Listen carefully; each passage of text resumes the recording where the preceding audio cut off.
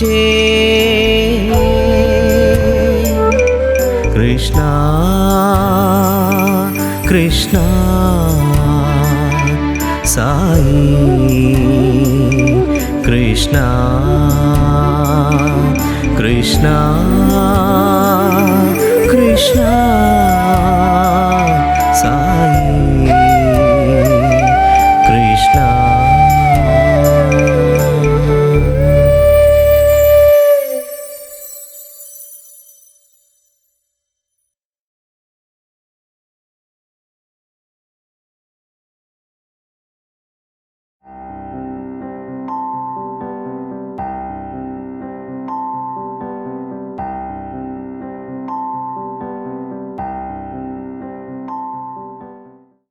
మేము ఆటలు ఎక్కువ సాయంత్రం 6 అయిందంటే 5 నుంచి ఆడుకుంటూ ఉండేవాళ్ళం.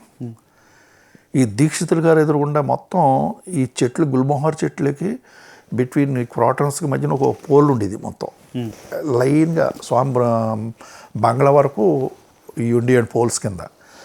ఆ పోల్స్లో సాయంత్రం అయితే వెలుతురు కోసం ఆడుతూ ఆడుతూ రోజుని ఇలా పట్టుకున్నాను నేను. సడన్గా ఏదో విసిరినట్టు అయ్యింది. సరే ఇది షాక్ అని నేను అనుకోలేదు. అంటే అంత బలంగా తినేవాడిని, బలంగా ఉండేవాడిని, అంత ఫిజిక్ ఉండేది. ఇంకోసారి మళ్ళీ రౌండ్లో 2 సార్లు ఇలా పట్టుకున్నాను నేను. ఇలా పట్టుకుని ఇలా గుండ్రం తిరుగుతూ ఉంటే సడన్గా విసురు కొడితే అంత దూరాన్ని పడ్డాను కానీ అది షాక్ అని అప్పటిదాకా తెలియదు నాకు. ఈ రామబ్రహ్మం గారు వీరితో చెప్తే మళ్ళీ అప్పుడు ఎలక్ట్రీషియన్ తీసుకెళ్ళి ఎన్ని రెక్టిఫై చేయింది. స్వామి దాకా వెళ్ళింది కానీ ఎక్కువ అడగలేదు మమ్మల్ని. ఇంకా ఆ స్వామి ఎప్పుడు అల్లరి మీరు ఇలా ఆడుకుంటున్నారు, అలా చేస్తున్నారు, ఇలా ఓన్లీ థింగ్ ఈజ్ ఏదన్నా తప్పు జరగకుండా చేశారే తప్ప మా వీటిలో ఎప్పుడూ ఏమీ అనలేదండి ఇప్పుడు. కానీ ఒకటి స్వామి ఎంత మమ్మల్ని ఎలా అనుకున్నారు, మేము కూడా అంత జాగ్రత్తగా ఉండేవాళ్ళం స్వామితోటి. అంటే అప్పుడున్న కొద్ది స్ట్రిక్ట్గా మెయింటైన్ చేసే స్వామి ఉండేవారు, ఫ్రీగా ఉండేవారు. ఏ క్షణం ఎలా ఉంటుందో తెలియక మేము అంత దూరాన్ని ఉండేవారు. అగ్నికి ఎంత దూరం ఉండాలో అంత దూరంగా ఉండేవాళ్ళం. అలా సంవత్సరం పాటు నాకేమన్నది. తర్వాత తెలిసింది ఏంటంటే నెక్స్ట్ ఇయర్ నుంచి చాలా ఫ్రీగా ఉన్నారు స్వామిని ఈ స్టూడెంట్స్ తోటి. నాకు అదృష్టం లేదండి ఇంకెప్పుడు. స్వామి నేను నా ప్రార్థనేనండి, నేను కోరి తెచ్చుకున్నదే కానీ స్వామి వెళ్ళమంటం ఏం లేదు. ఏదో తమ్ముళ్ళని ఉద్ధరిద్దాం, ఫ్యామిలీని ఉద్ధరిద్దాం అని చెప్పి, ప్లస్ దూరంగా ఇక్కడ దూరంగా వచ్చేసాను, ఫైనాన్షియల్లీ ఏమైనా ఇబ్బంది పడుతున్నాను ఉద్దేశంతో నా భావంతో అలా తెలియపరిస్తే ఇమీడియట్గా సంవత్సరం అయిన తర్వాత, ఎగ్జామ్ అయిన తర్వాత పుట్టపర్తిలో ఇంటర్వ్యూ ఇచ్చాను. నా ఒక్కడికి స్పెషల్గా ఇచ్చారండి. ఆ రోజున పిలిచి నువ్వు డిఎన్ఆర్ కాలేజీలో చేరు, వెస్ట్ గోదావరి భీమవరం దగ్గర డిఎన్ఆర్ కాలేజీలో మంచి ప్రవర్తనతో ఇక్కడ నేర్చుకున్న అన్ని జాగ్రత్తలు చూసుకో, అదే కాకుండా స్వామికి ఏ చెడ్డ రాకుండా స్వామి దగ్గర చదివానన్న ఆ కాన్సెప్ట్ తోటే ఉండమని చెప్పారు స్వామి. ఇంక నువ్వు ఉన్నత స్థితికి అని చెప్పలేదు, ఇలా చదువు అలా చదువు అని ఇన్స్ట్రక్షన్ ఇవ్వలేదు. నా రాత ఆయనకి తెలియంది ఏముంది, అంతవరకు చెప్పారు తప్ప స్వామికి. అదే విధంగా అప్పటి నుంచి ఇప్పుడు దాకా కూడా నేను మందిరం పెట్టినా, స్వామి పర్మిషన్ తోటి పెట్టినా, ఇంతవరకు ఆ కాన్సెప్ట్ తోటి ఉన్నాను తప్ప స్వామికి ఈ రోజు వరకు ఏది హాని జరగలేదండి. సార్ మీరు స్టూడెంట్స్గా ఉన్నప్పుడు స్వామి మిమ్మల్ని కోప్పడటం అలాంటి సంఘటనలు జరిగినాయి చెప్తారా? చూపే ప్రమాదం అండి, ఇంక కోపం ఏముంది. కోపం అసలు ఉండేది కాదు, స్వామి చూపుతోటే కోపం. అలా చూస్తే మాకు నీరు గారిపోయేవాళ్ళు మేము. నేనైతే మొండివాడిని, ఇంకా వీళ్ళు బొత్తిగా దారుణంగా ఉండేవారు. రామకృష్ణారెడ్డి గారు వీళ్ళని అసలు కనపడేవారు కాదు వాళ్ళు. నేను ఒక్కడే కాదు ముందు ఉండేవాడిని అండి. అంత ఎప్పుడు సీరియస్ అవుతాం అలాంటిది ఎప్పుడు ఏమీ లేదండి. కానీ కళ్ళతోటి స్వామి సంజ్ఞలు ఎంత విజ్ఞత మాకు నేర్పారండి. ఇది చక్కటి ప్రవర్తన ఇప్పటికి కూడా డ్రెస్సింగ్లో కానీ ప్రవర్తన, ఆయన నడక తీరు, వాక్కు అన్నీ ఇట్ ఈస్ అ మోడల్ కాదు. ప్రపంచంలో అంత అత్యున్నతమైంది ఇంకెవరు మనకు నేర్పరు. స్వామి స్పీచే కాదు, స్వామి అనుకరించే విధానం ఫుడ్ దగ్గర కానీ, ఫుడ్ దగ్గర అంటే ఆ ఫుడ్ తింటే మనం బతకనుకోండి, అదొకటి తప్ప మిగతా అన్నీ స్వామిని అనుకరిస్తే ఇంకా పరమాత్ముడు అవుతాం మనం. అంతటి డిసిప్లిన్ స్వామి ఇంకెక్కడ మనకి. ఇప్పుడు కాలేజీలో ఉన్న స్టూడెంట్స్ అందరికీ డిసిప్లిన్ ఏంటంటే వరల్డ్ వైడ్ మనది మోస్ట్ స్వామి దగ్గర నుంచి నేర్చుకున్నాయి అంతా. తర్వాత ముఖ్యంగా నేను మా తల్లిగారి గురించి చెప్పాలండి ఒక్క విషయం. ఏం చేద్దంటే 1964లో ఫస్ట్ మేము వచ్చాం కదా, ఇంటర్వ్యూ అవుతాం. అక్కడి నుంచి ఆవిడ ఎన్నోసార్లు వచ్చేవారు. నేను అమ్మగారి ద్వారా ఎంతదో స్వామే కాదు పరమాత్మని చూశాను. పెద్ద బొట్టమ్మ, స్వామి తల్లి, వెంకయ్యమ్మ గారు, పార్వతమ్మ గారు, అందరి దగ్గరికి వెళ్ళి నమస్కారం తీసుకున్నాడు. అదృష్టం చూడండి, అంతటి భాగ్యం మాకు కలిగింది. రామకృష్ణారెడ్డి గారు ఇంటి ఎదురుగుండానే అక్కడ ఇంచుమించు అందరం. అమ్మని ఏం వడ్డాణో ఎప్పుడు వచ్చావు అని చెప్పి అనేవారు. అప్పట్లో వడ్డాణం పెట్టుకుంటే ఈవెన్ మా మదరు 100 తులాస్ తోటి వెస్ట్ గోదావరి నుంచి ఇక్కడికి వచ్చేవారు. ఒక్క ఆవిడ వచ్చేవారు. ధైర్యం ఏంటి అసలు, ఏమీ చేయలేరు. అలాంటి ఇన్సిడెంట్లో ఒకసారి గుంతకల్లో చేంజ్ అయ్యింది మనకి, గుంటూరు టు గుంతకల్ టు బెంగళూరు. ఈ పాసెంజర్స్ అప్పుడు ఈ ఎక్స్ప్రెస్లు ఏమి లేవు. గుంతకల్లో స్టేషన్ ప్లాట్ఫామ్ 1 నుంచి 4 ప్లాట్ఫామ్ రావాలి. ఆ వచ్చినప్పుడు అక్కడ ఈవిడ ఒక విడిగా కూర్చుంటే కానిస్టేబుల్ ఒకసారి వచ్చి, అమ్మా ఇలా కూర్చోవద్దు, నువ్వు ఇంత బంగారంతో ఉన్నావు, ఎవడన్నా లాక్కుండా మేము ఎక్కడ బాధపడాలి, వద్దు, నువ్వు ఫస్ట్ ప్లాట్ఫామ్లో కూర్చో, మేము బండి వచ్చేటప్పుడు తీసుకెళ్తాను, నేను తీసుకుని సీట్ ఎక్కిందా, అక్కడ ఎక్కించి సీట్ ఇప్పిందా. ఏమీ పర్వాలేదని చెప్పి ఆ బెంచ్ మీదే కూర్చున్నారు ఆవిడ. ఇంకా ఆవిడ మొండితనం అంటే ఇంకా అది మనం చెప్పే విధానం లేదండి. అర్ధరాత్రి కూడా ఒక్క ఆవిడ నడిచి వచ్చేసి ఎన్ని కిలోమీటర్లు ఉన్నాయి. భయం ఇలాంటివి ఏమీ లేవు. అతను కరెక్ట్గా చెప్పింది అయిపోయింది. వెంటనే ఒక 5 నిమిషాలు 10 నిమిషాల తర్వాత ఒక పండు వృద్ధుడు బ్రాహ్మ రూపాయన వచ్చి పక్కన కూర్చున్నారు. వచ్చి భాగవత రామాయణం గురించి అన్నీ 4 గంటల పాటు చెప్పారు ఆవిడకి. మొత్తం బండి వచ్చి 10 నిమిషాల ముందు ఆయన అంతర్ధానం అయిపోయారు.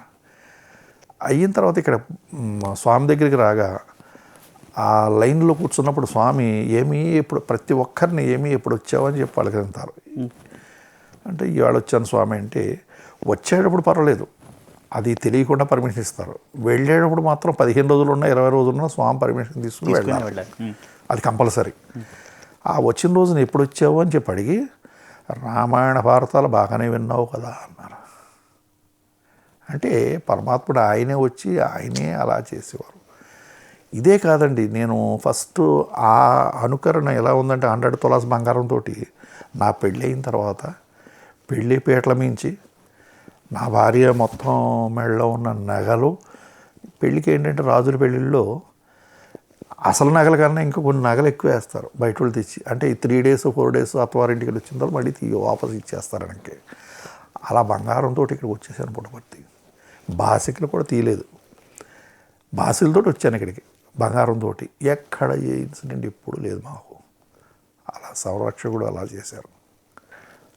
అమ్మగారికి విభూతి అనేది మనం అందరూ అసలు విభూతి అంటే ఏంటో అప్పట్లో 1964 ఆ టైంలో చాలా హేళనగా చూసేవారు మా ఊళ్ళో, ఆ ప్రాంతంలో, ఇక్కడ కూడా పుట్టపర్తిలో కూడా. ఆ ఏమైనా గూడుదేనివారు. కానీ దాని మహత్యం నేను స్వయం చూశాను. చెప్పండి.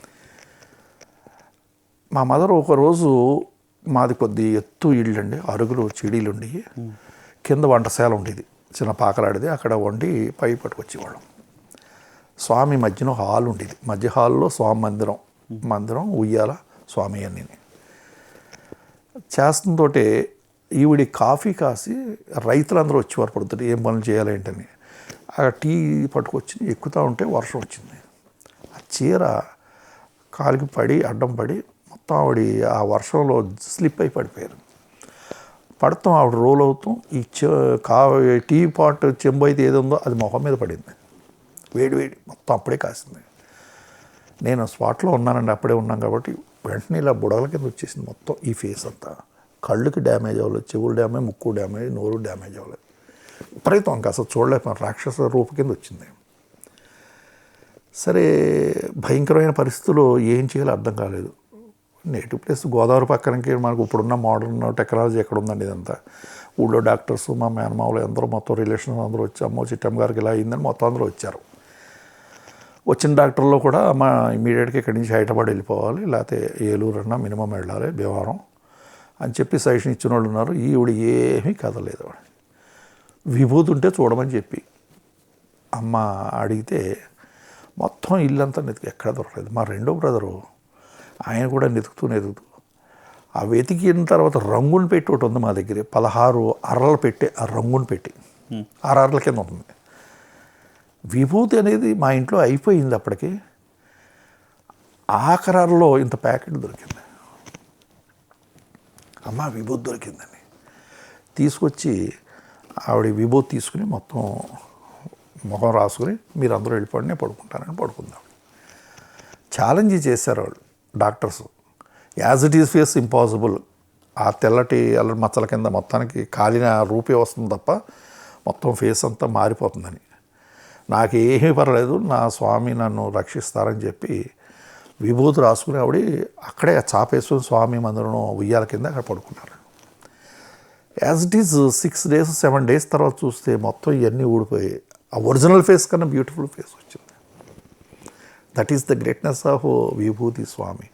ఇంతకీ ఆ ప్యాకెట్ అది ఓపెన్ చేసి ఆ కవర్ మీద ఉన్న పేరు చూస్తే అద్భుతం. అది wife here when I'm here అని.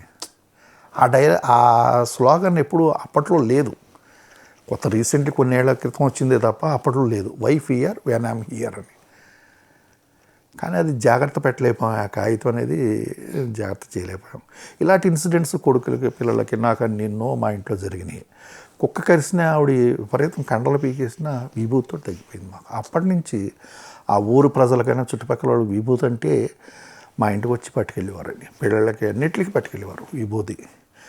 తర్వాత ఇదే ఇన్సిడెంట్ తోటి కోయిన్సిడెన్స్ మదర్కి ఒకటి జరిగిందండి. రాత్రుళ్ళు తిరిగి ఎప్పుడు ఆవిడకి అక్కడి నుంచి అంటే చాలా నిష్టగా ఉండేవారు. అప్పట్లో కూడా భక్తులు అంత స్వామి మీద అంత ప్రేమ నమ్మకం ఉంచేవారు. స్వామిని ఏకత్వంగా నమ్మేవారు, ఇంకెవరిని ఏమి అప్పటి నుంచి ఇప్పటిదాకా కూడా. అలాంటి విభూతి మా ఇంట్లో జరిగింది ఇన్సిడెంట్. తర్వాత వీరు అది వాస్తుకు విరుద్ధమైన ఇంట్లో ఉన్నాం మేము. కంప్లీట్ ఈశాన్యమూల ఇల్లు, వెనక పక్క గొయ్యి, అలాంటి ఇంట్లో ఉండు. అది వికే రావు గారు, ఒల్లూరు పార్థసారథి గారు ఇల్లు. వారందరూ ఖాళీ చేసి ఎప్పుడూ వెళ్ళిపోయారు, అది మాకు ఇచ్చారు. ఆ ఇంట్లో ఉండగా స్వామి దర్శనం అయిన తర్వాత మొత్తం అన్నీ మారినాయి. అప్పటి వరకు మాకు అన్నీ లాస్లో వెళ్ళిపోయాయి. స్వామి దర్శనం, స్వామి సత్యదేవుని సత్యవాక్ కింద ఏదైతే ఉన్నారో ఈ రోజు వరకు మేము ఆ సంతృప్తితో ఉన్నామండి. హైదరాబాద్లో స్వామి మందిరం ఇచ్చారు, మందిరం కన్స్ట్రక్షన్ చేసుకున్నాను. అదొక అద్భుతమైన తీరు, అక్కడ కూడా మిరాకిల్స్ జరిగినాయి. అలా ఇంటింటికి మాకు అందరికీ అన్ని పెళ్ళిళ్ళలో కానీ అన్నిట్లోనే మిరాకిల్స్ స్వామి చూపించారు. ఇప్పుడున్న చదువుకున్న పిల్లలు నాతోడు సహా స్వామి మార్గంలో ఏదైతే నిర్దేశించి స్వామి మనకు నేర్పారో అదే సేవా కార్యక్రమాలు చేసుకుంటూ స్వామికి ఏమాత్రం చెడ్డ రాకుండా చూడవలసిన అవసరం మనకుంది స్టూడెంట్స్కి. ఫస్ట్ డబ్బు కాదు ఇంపార్టెంట్. స్వామి సత్యసాయి ఇప్పుడు సమితి పెట్టాం. సత్యసాయి ఆర్గనైజేషన్లో ఏదన్నా మిస్టేక్ అయితే సత్యసాయి ఆర్గనైజేషన్ అంటారు కానీ ఇండివిజువల్గా పేరు పెట్టరండి అక్కడ. అందువల్ల నేను క్షణక్షణం భయపడేది, కొన్ని విషయాల్లో జాగ్రత్త తీసుకునేది. మన తప్పు ఉంటే మన మీదగా రాదు. ఇక్కడ సత్యసాయి డివోటీస్ అయినందుకు ఇదంతా ఆయన మీదకి వెళ్ళిపోతుంది. స్వామి డివోటీస్ అని అనేస్తారు ఒక్క మాటతోటి. ఇదంతా ఆ భగవంతుడికి మనం చేసేది. అలాంటి మాట రాకుండా సత్ప్రవర్తనతో మంచి పనులు చేస్తూ, మంచి సేవలు చేస్తూ, లేని వాళ్ళకి సహాయ సహకారాలు చేస్తూ స్వామి విలువలే కాపాడుతూ ఉంటే అంతకన్నా అదృష్టం లేదు. అలా చేయమని ప్రతి ఒక్కరిని ప్రార్థిస్తున్నాను. కృష్ణ